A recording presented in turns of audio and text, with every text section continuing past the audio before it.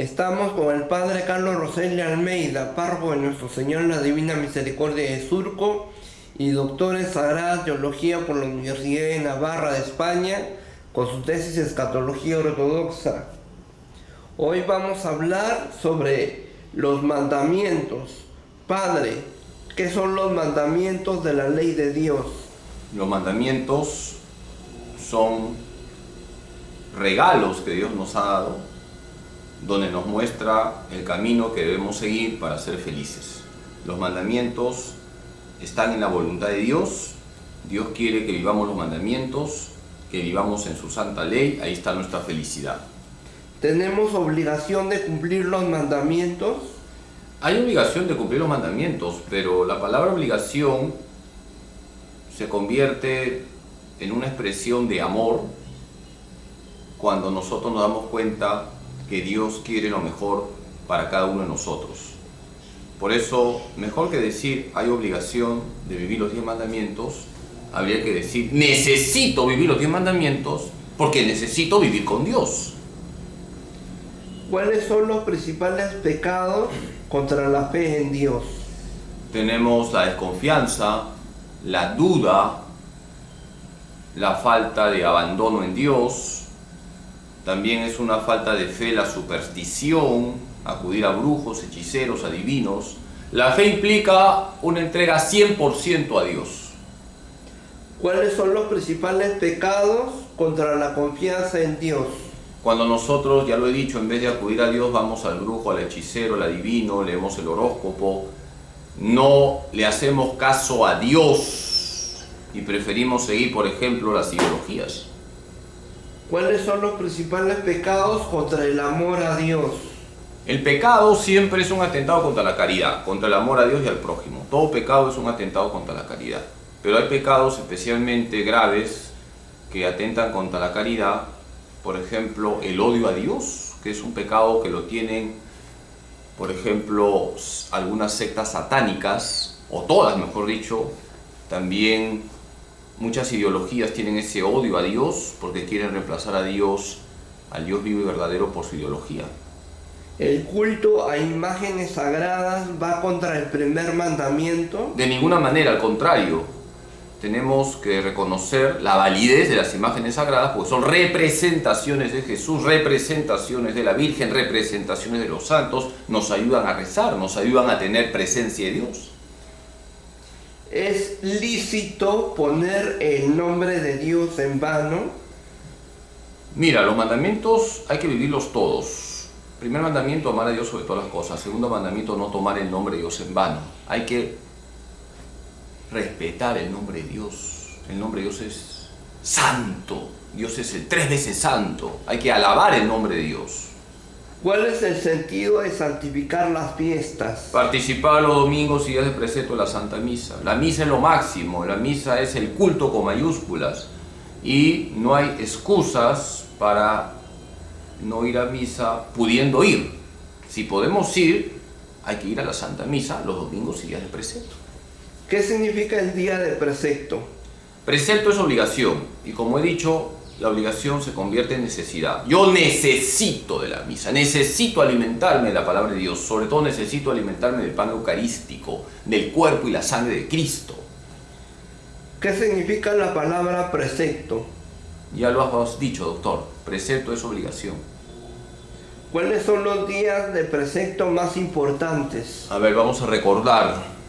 Aparte de los domingos, todos los domingos hay que ir a misa. 1 de enero, Maternidad Divina, es día de precepto el 29 de junio, San Pedro y San Pablo. Es día de precepto el 30 de agosto, Santa Rosa de Lima. Es día de precepto el 1 de noviembre, Todos los Santos. Es día de precepto el 8 de diciembre, la Inmaculada.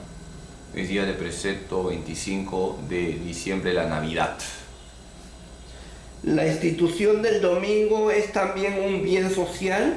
Por supuesto, porque es día de descanso. No solamente es el día del Señor, y lo decía San Juan Pablo II en un documento Dies Domini, que el domingo es el día de la familia y el día del descanso. Hay que estar con la familia.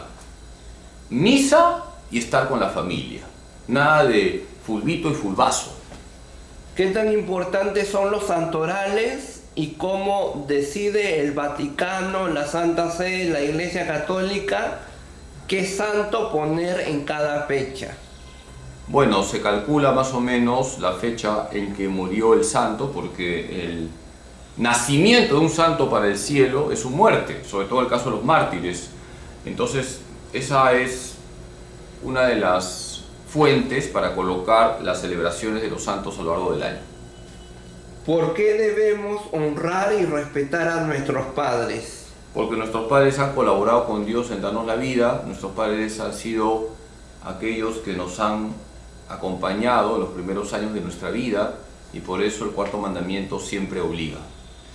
¿Cuáles son los deberes de los hijos para con sus padres? El respeto, la oración, el cariño, el consejo, la corrección también, y cuando están mayores preocuparnos de que reciban todos los sacramentos, sobre todo los sacramentos de los últimos momentos, por ejemplo la unción de los enfermos. Los hijos tienen que orar siempre por sus padres y mientras son menores de edad deben obedecer. Cuando pasan la mayoría de edad, lo que queda siempre es el cariño, el respeto por ellos. ¿Cuáles son los deberes de los padres para con sus hijos? Educarlos correctamente con valores, darles buen ejemplo y transmitirles la fe. Los padres son los primeros evangelizadores de sus hijos, los padres son los primeros catequistas de sus hijos, los padres son los llamados a inculcar valores, a inculcar las buenas costumbres, a enseñarles a comportarse correctamente, a enseñarles a rezar, a enseñarles a vestirse, a enseñarles a elegir buenas amistades, etcétera, etcétera. ¿Cuál es el deber de los padres en relación con la profesión o el estado de vida de sus hijos? Deben respetar la vocación de sus hijos. Ningún padre, ninguna madre puede obligar a su hijo a seguir una vocación que no es la que el joven o la chica ha visto en conciencia que debe seguir. Entonces los papás tienen que respetar la vocación de sus hijos. ¿Cuáles son los deberes de las autoridades civiles para con los ciudadanos? El bien común, es decir, las autoridades están llamadas a forjar en la sociedad esos bienes que hacen posible una vida plenamente humana.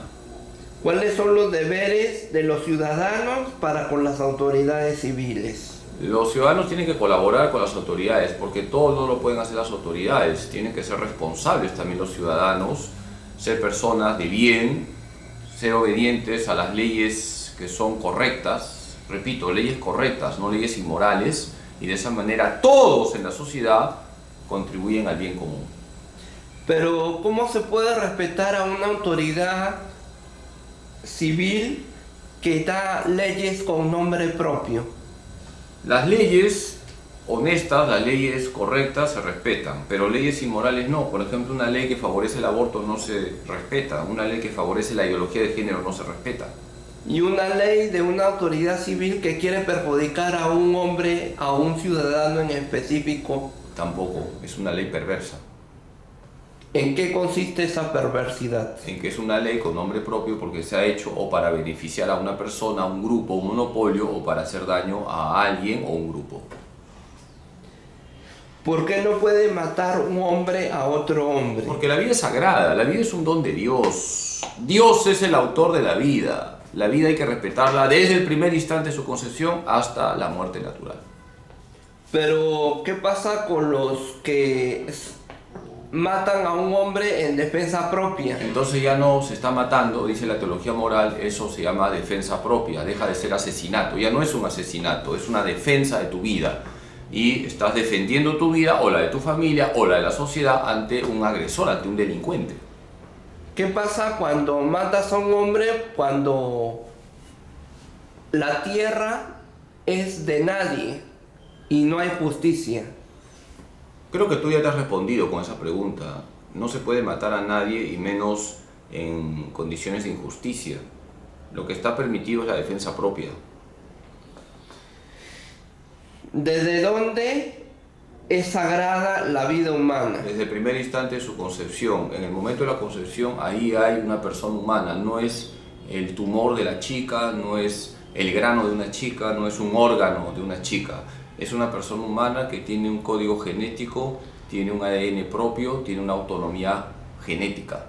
¿Y qué pasa con el aborto eugenésico y terapéutico? Esa ¿Cómo palabra está mal reaccionamos? utilizada. Terapeuo en griego es curar. Nunca se puede curar matando a un ser humano. El aborto voluntario siempre es un pecado grave. Otra cosa es el aborto accidental, cuando ha habido un accidente y se ha perdido a la criatura. ¿Es pecado abortar? Por supuesto que sí. El aborto voluntario es un pecado gravísimo. Es un asesinato, hay que decirlo con claridad. ¿Tenemos derecho de defendernos o no? Sí, tú tienes todo el derecho a defenderte porque tú eres sagrado, tienes una dignidad. ¿Qué es la castidad y qué implica? La castidad es la virtud por la cual ejercemos correctamente nuestra sexualidad. Damos gloria a Dios con nuestra sexualidad, tenemos el buen olor de Cristo, no ejercemos la sexualidad de forma desordenada. Los casados viven la castidad teniendo relaciones entre ellos, casados por la iglesia, tienen la bendición de Dios para ser una sola carne y de esa manera también transmiten la vida. Los solteros no deben tener relaciones sexuales, el sacerdote, los religiosos, las religiosas viven la castidad mediante el celibato. Cada uno tiene que vivir la castidad según su propio estado. ¿Castidad es virginidad? No siempre, la virginidad es una vocación particular. Por supuesto que quien tiene esa vocación vive la castidad viviendo su virginidad, pero los casados, creo que todos somos adultos y entendemos lo que voy a decir, los casados no son vírgenes y tienen que vivir la castidad porque deben tener relaciones sexuales como casados que son. ¿Ser célibe y mantener un celibato es cuestión de voluntad? Es una gracia y uno colabora, entonces te respondo, es gracia y voluntad, pero primero es gracia. No todos tienen la gracia del celibato, para eso está el seminario, ¿no? Cuando un chico dice quiero ser sacerdote, entra a un seminario, son 7 años de discernimiento. Ahora, aclaro, los sacerdotes son varones y además la iglesia dice que para ser sacerdote tienes que ser vir probatus.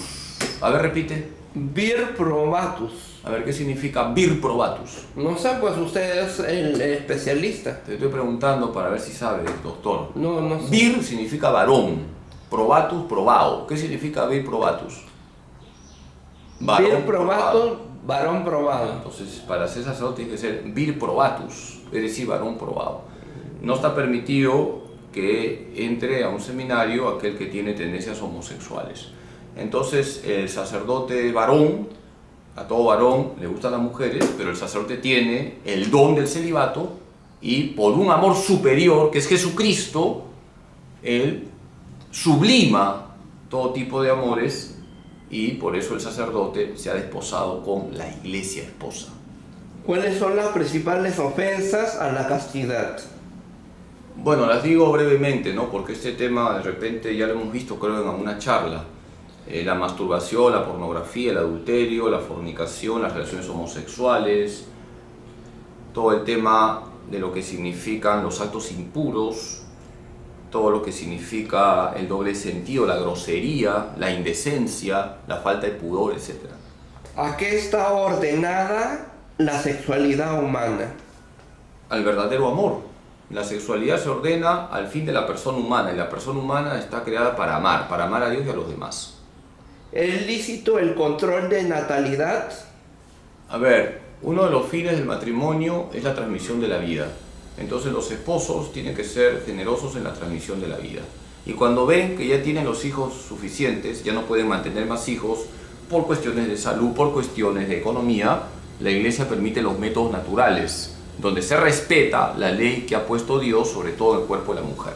Entonces, respondo a tu pregunta que por motivos graves y justificados se permite la regulación de la natalidad con los métodos naturales, pero no con los anticonceptivos. ¿Cuáles son los pecados contra el amor conyugal? El adulterio, que es gravísimo. El adulterio, el maltrato al cónyuge, el utilizar al cónyuge como objeto sexual, por ejemplo. ¿Tiene el hombre el derecho a la propiedad privada? Sí, es un derecho que la Iglesia, frente al comunismo, defiende, pero no es un derecho absoluto. Es decir, por el bien común se podría expropiar a alguien si tiene muchas propiedades para poder utilizar esas propiedades expropiadas en bien de las personas más necesitadas. ¿Qué deberá hacer entonces la economía para responder al plan de Dios sobre el hombre? Buena pregunta, se ve que te has pulido, doctor. ¿Cuántos días has pensado esa pregunta? Desde el principio de año, desde Navidad, Año Tu Nuevo. pregunta es interesante. La economía está en función de la persona humana. San Juan Pablo II habla de la norma personalista. La economía está al servicio de la persona humana. Por eso la Iglesia rechaza todo sistema opresor a la persona humana. Tanto el comunismo, que es perverso, como un capitalismo descontrolado, que también es perverso porque solo piensa en el lucro. Entonces la Iglesia te habla de una economía donde hay libertad, tiene que haber libertad, hay iniciativas, porque si no hay iniciativas mal andamos, pero también se trata de proteger a las clases más pobres, a las personas que viven en condiciones infrahumanas, y por eso no se pueden permitir oligopolios, monopolios. Es decir, tiene que haber un equilibrio entre lo que significa la libertad del mercado y también un cierto control del Estado para proteger a los más pobres. ¿Por qué los pobres son los predilectos de la Iglesia? Porque Jesús nos ha enseñado eso. Jesús es el Dios amigo de los pobres. Y el primer pobre, que quede claro, es el concebido no nacido. Repito, el primer pobre es el concebido no nacido. Por supuesto que también pobre es el niño frágil, es el anciano, es el que no tiene trabajo, es el que no tiene que comer, y debemos acercarnos a todos ellos y ayudarlos en la medida de nuestras posibilidades. ¿Cuál es el máximo testimonio de la verdad cristiana? Cristo. Jesús dice: yo soy el camino, la verdad y la vida. Por lo tanto, siga a Cristo y vas a vivir en la verdad. ¿Quién es el padre de la mentira, doctor? El demonio. Entonces, vive con Cristo, vivirás en la verdad. No vivas con el diablo, no sigas ninguna ideología, porque las ideologías son diabólicas. ¿Hay mentira piadosa? Piadosas son las monjitas que están en los conventos. No hay mentira piadosa, la mentira es mentira. Hay mentiras graves y mentiras leves. Pero si tú quieres seguir a Cristo con radicalidad, te pregunto, presbítero, doctor, ¿mentirías? ¿Dirías mentiritas que no son graves si quieres seguir a Cristo con radicalidad? Pero a veces se miente, se hace una mentira llamada piadosa para no herir, para no ofender, para no causar dolor, para no atribular a la persona que más quieres. Por ejemplo, cuando tú vuelves de la parroquia a tu casa, tu abuelita Gela te va a decir: seguro el padre te ha dado un paletón. ¿Tú qué le dices? El padre te ha dado de comer y yo te estoy controlando la comida. ¿Qué le dices? Bueno, se dice algo de lo que ha ocurrido. O sea, que te comiste medio panetón. No, tienes que decir la verdad. Porque si no me llaman la atención. No, caballero, nomás. Entonces, sé obediente, porque tu abuelita cuida tu salud, y no le metas tanto dulce, pero hermano. Dale. ¿Qué es el sigilo sacramental? Es el secreto que debe guardar todo sacerdote cuando escucha pecados en confesión. Si un sacerdote declara el sigilo, quiebra el sigilo, es decir, cuenta pecados de un penitente, queda excomulgado. ¿Qué es el secreto profesional? También, por ejemplo, un abogado, un psiquiatra, un psicólogo tiene que mantener en reserva lo escuchado en su labor profesional. Forma parte de la ética profesional. Y la ética profesional está relacionada con la reputación y el prestigio de un profesional. Sí, claro que sí. Porque si yo sé que, por ejemplo, una psiquiatra o un psiquiatra comenta todo lo de su paciente a otros, ese profesional está dejando mucho que desear, porque tiene que mantener en reserva lo escuchado y que es confidencial. ¿Qué es la confidencia hecha bajo secreto? Es un respeto que se tiene hacia aquel que ha abierto su corazón a alguien. Por ejemplo, ¿no? Lo que nosotros conversamos, tú vienes pues una vez a la semana, conversamos, te confiesas, etc. Todo eso queda ahí, hermano. Yo no tengo por qué declarar tus miserias. ¿Qué es el secreto de confesión? Ya lo hemos visto, es el sigilo sacramental. Siguiente, presbítero. ¿Qué pasa cuando la comunicación de la verdad lleva al escándalo? A ver, aclaremos términos. El escándalo es todo aquello que hace pecar a alguien. Entonces, hay cosas que no se deben declarar, sobre todo cosas que pueden ser verdaderas, pero íntimas. Las cosas íntimas no se están publicando porque generan un ambiente morboso. Entonces, la verdad también hay que saber decirla. Y hay verdades que no tienen por qué ser publicadas. ¿Me entiendes? ¿Qué pasa cuando no sabes comunicar lo que eres, lo que has hecho, lo que pretendes hacer, tus logros? Buena pregunta. Si una persona siente inseguridad para comunicar verdades que pueden ayudar a los demás, yo siempre recomiendo, anda al sagrario, hermano, anda al sagrario, pídele al Señor fortaleza, luces al Espíritu Santo. Y estoy seguro que el Espíritu Santo te va a sacudir de la tibieza que puede haber, ¿no? A veces es un poco de timidez más que tibieza de repente, ¿no? Porque hay que estar enfervorizados también para comunicar la verdad. El Espíritu Santo te va a sacudir para que tú puedas comunicar lo que eres, tus logros, no para vanidad, sino para ayudar a los demás. Se necesita tener una estrategia de comunicación para comunicar lo que te corresponde a ti como persona, lo que eres, lo que has logrado, lo que pretendes hacer, tus objetivos, tu proyecto de vida, tus intenciones, tu forma de ser, tu personalidad. Se necesita una estrategia de comunicación, una campaña mediática para comunicar verdades. Mira, doctor, yo no soy instructor de coaching y profesor de oratoria. Yo estoy hablando de una persona normal que quiere comunicar algo. No estoy hablando de un expositor, de que va a hacer un curso de estrategias. Reza, pide luces al Espíritu Santo y el Espíritu Santo hará que de tu corazón fluya la verdad. Terminemos, doctor, que me tengo que ir a dar un retiro. ¿Cómo considera el cristiano su cuerpo y el cuerpo de los demás? Como templo del Espíritu Santo, santuario de la Trinidad. Tu cuerpo es sagrado, no puedes tú maltratar tu cuerpo, tampoco exaltarlo. Y por eso la virtud de la castidad, la virtud de la templanza. Repito, templanza, doctor. Templanza. ¿Con qué medios debe luchar el cristiano para ser puro de corazón y vencer la concupiscencia de la carne? Tenemos los medios sobrenaturales, la oración, la confesión, la Eucaristía, el amor a la Virgen, la devoción a San José, a nuestro ángel custodio. Y los medios naturales, la prudencia, cuidar la vista, la revista y la entrevista. ¿De acuerdo? ¿Y en qué consiste la vista, la entrevista y la revista? Por partes, por cada uno. Ya. La vista, voy a hacer así sin anestesia, no veas pornografía. Vista, cuida lo que ves, no veas pornografía. Revista, no estés viendo cosas obscenas, viendo imágenes obscenas. La revista, no puedes leer todo, no puedes estar leyendo historietas media pornográficas o eróticas. Y la entrevista, ¿qué significa la entrevista? Que en el trato con los demás hay que ser prudentes. O sea, el esposo tiene detalles con su esposa que no puede tener para otra chica, pues. O sea, te voy a poner un caso concreto, doctor, tú eres inteligente. ¿Qué pensarías de un hombre casado que todos los días recoge a su secretaria con su carro, la lleva al trabajo y luego la regresa a su casa? Ahí ya se ve que falta prudencia, ¿no? Entonces la entrevista es tener prudencia en el trato con los demás. Y no piensen que soy anticuado. El padre Carlos es un anticuado, es un conservador, es un dinosaurio. No, no, no. Miren, les está hablando un sacerdote de 19 años de sacerdote. Yo he visto de todo.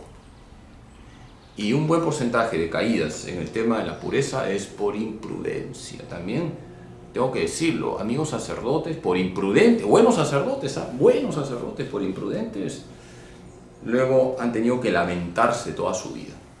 Bueno, cerremos porque ahora sí ya me voy, doctor. ¿Qué virtud requiere la pureza del corazón? Mira, hijo, para cuidar el corazón hay que cuidar la oración diaria. Cuidemos la confesión frecuente, cuidemos la Eucaristía, cuidemos lo que vemos, ya lo hemos dicho. Y pidámosle a Jesús que nuestro corazón sea como el de Él, que no haya en nuestro corazón rencores, rencillas, envidias, celos. Último. ¿Qué es la virtud del pudor? El pudor cubre tu intimidad. Tu cuerpo no es un objeto para ser expuesto. Cubre tu intimidad. ¿Cómo vencer el apego desordenado a los bienes de este mundo? Cuando tú estás convencido que Jesús es tu tesoro. Si Jesús es tu tesoro, vas a poner la plata en su debido lugar. Cuando Jesús está en el primer lugar, la plata está en su debido lugar, las cosas están en su debido lugar, el celular está en su debido lugar. Somos lo que vemos, como dice McLuhan en su teoría. Yo creo que tú deberías decir, somos lo que comemos, ¿no? Sí, pero somos lo que vemos, somos homo videns. Somos lo que vemos, somos lo que leemos, somos con quién estamos, ¿ah? Si tú te juntas con 3 borrachos, vas a ser el cuarto borracho, ¿ah? Si tú te juntas con 3 lujuriosos, vas a ser el cuarto lujurioso. Si tú te juntas con 3 santos, vas a ser el cuarto santo. Aquí hemos terminado, doctor, me tengo que ir. Que Dios Todopoderoso les bendiga en nombre del Padre, del Hijo y del Espíritu Santo. Fue el padre Carlos Rosell de Almeida, párroco de Nuestro Señor de la Divina Misericordia de Surco y doctor en Sagrada Teología por la Universidad de Navarra de España, con su tesis de Escatología Ortodoxa para la Cámara de Preti Armando Romero Paredes.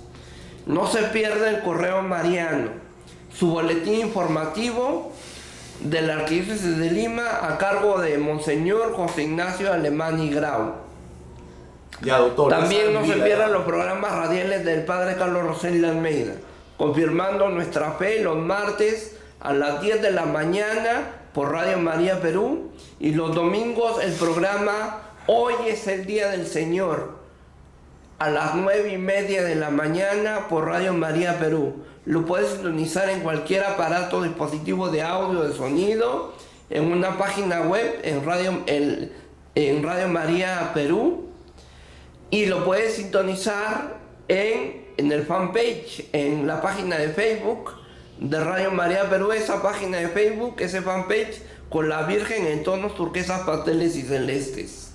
No deje de comprar, no deje de regalar, no deje de compartir los libros del padre Carlos Rosell de Almeida, Semillas de Misericordia, El brazo que sostuvo a Dios y Los ratitos, como un ratito con la Virgen María, de 20 editorial Paulinas, en librería San Pablo, en librería Santa Faustina del Señor de la Divina Misericordia de Surco y en la librería Salesiana de las primeras cuadras de la Avenida Brasil. Gracias.